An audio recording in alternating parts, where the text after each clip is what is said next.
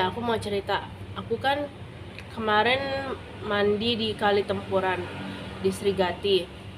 Eh, ini udah yang keenam kali. Kemarin yang udah yang keenam kali di Srigati. Nah, kebetulan setiap Jumat Legi, malam Jumat Legi, itu mereka ngadain acara seperti tari-tarian. Kemudian ada acara apa namanya?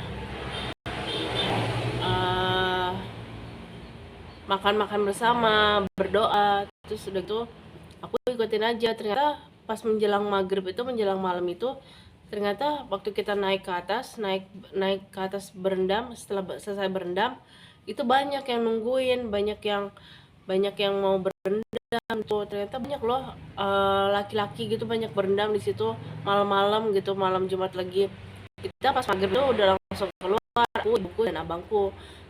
Kita bertiga udah keluar, terus kita naik ke atas ganti baju. Terus kita ngeliat, terus aku ngeliat ada yang nari-nari di pendopo kayak gitu. Itu rasanya seru banget. Jadi kayak aku tuh kayak ritual-ritual kejawen gitu aku suka, karena kayak balik lagi ke tradisi kan.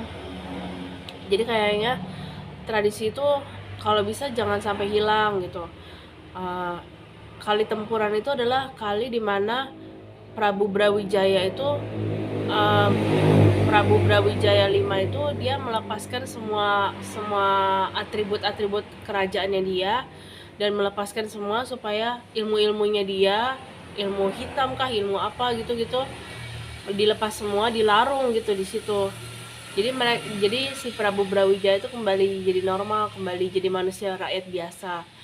Ada namanya palenggahannya. Palenggahannya itu eh ruangan di mana Prabu Brawijaya beristirahat sebelum masuk ke Kali Tempuran. Kan konon kabarnya Prabu Brawijaya, raja terakhir yang Majapahit itu, dia menghilang kan. Jadi setelah itu setelah dikuasai Islam, dia turun tahta terus ke Srigati terus ke Palenggahan dia duduk sebentar beristirahat di situ sebelum akhirnya menuju ke Kali Tempuran. Kali Tempuran itu kali yang dua arusnya itu berlawanan, yang bertubrukan dua arusnya. Nah, di situ dia melepas semua atribut kerajaannya. Terus setelah itu dia ke Gunung Lawu. Setelah dari Gunung Lawu, konon kabarnya dia hilang, tidak ditemukan dimanapun.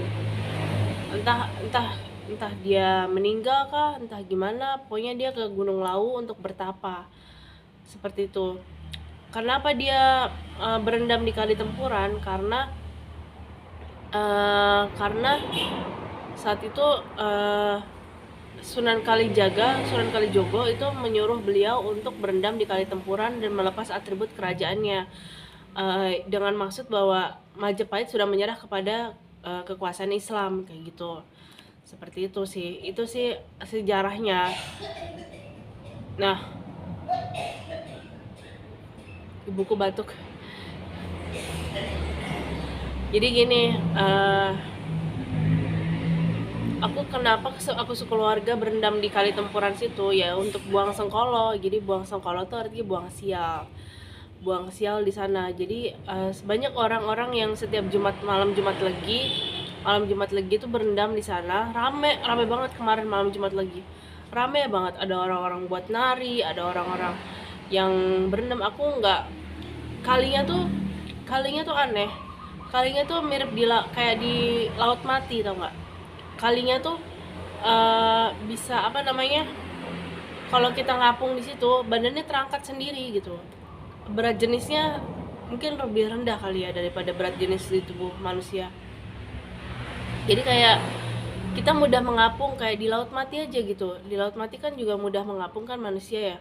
Nah kayak gitu. Dan terus waktu airnya tuh seger banget, airnya tuh bersih banget. Walaupun tampilannya airnya coklat, tapi airnya begitu dimasukin ke dalam tangan tuh warnanya jernih, warnanya putih gitu, bening warnanya. Dan aku eh, ritualnya tuh kayak kayak apa ya, kayak mandi, kayak nyelup nyelup nyelup kepala, nyelup sampai kepalanya masuk semua. Itu sampai 3 kali per paketnya, sampai 7 paket gitu. Jadi ada 21 kali nyebur gitu ke dalam. 21 kali nyebur dibagi jadi 3, jadi 7 kali 7 kali. Jadi 3 kali 3 kali 3 kali sampai 7. Kayak gitu. Kayak gitu sih. Seru banget sih. Terus jalannya indah banget. Jalannya tuh kanan kiri tuh bisa ngeliat sawah-sawah.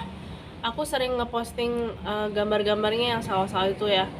Terus ada bisa kelihatan Gunung Wilis, Gunung Lawu, Gunung Merbabu, itu kelihatan bagus banget, bener-bener indah banget, indah banget. Desanya juga indah banget gitu.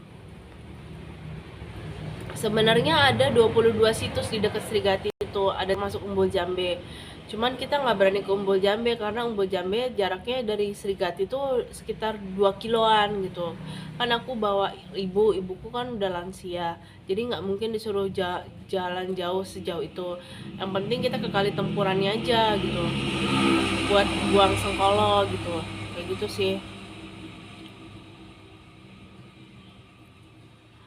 Terus apa lagi ya? Nanti aku kasih footage-nya kalau ada ya. Sebenarnya airnya kalau coklat tapi airnya bersih. Airnya memang coklat tapi airnya bersih, nggak kayak air di sungai-sungai kayak di Sungai Ciliwung lah, apalah, enggak. Sungainya bersih. Rasanya pun rasa kayak air pegunungan. Rasanya seger gitu. Enak gitu. Terus pas berendam itu ada dokter ikan. Dokter ikan kan kalau di laut itu dia fungsinya kayak ngebersihin gigi, ngebersihin yang gatal-gatal disirip sama di badannya ikan-ikan yang lebih besar kayak gitu. Tapi ini dokter ikannya tuh kayak nyubit kulit kita gitu. Aku sempat ada luka di kaki ada luka.